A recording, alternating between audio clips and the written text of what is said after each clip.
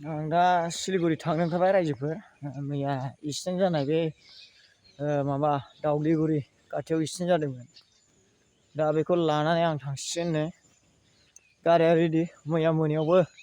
बेखौनो दोनहैखानानै फैदोंमोन नै गारिया रेडि आं दा रेडि जाबाय आं थांसिगोन सिलिगुरि दा सिलिगुरिनि थाखाय रेडि जादों आङो सिरियास पेसेन्ट खर'आ गावदों मानसिया बेखौ लानानै थांसिगोन आं दा नायदो रायजोफोर भिडिअखौ नायलांबाय थाबानो जाबाय ओंखायनो ओंखारबाय आरो थांगासिनो दं आं दा ओंखारनोसै नै ओंखारथारसिगोन दा बड'लेण्ड इउनिभारसिटि खाथियावनो दंमोन नै रडआ ओरै बेयो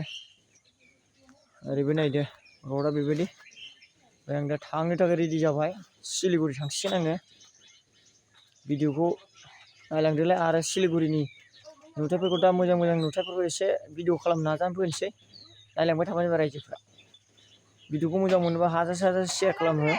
सिलिगुरिनि थाखाय आं रेडि जाबाय दा माबायदि नुदों रायजोफोर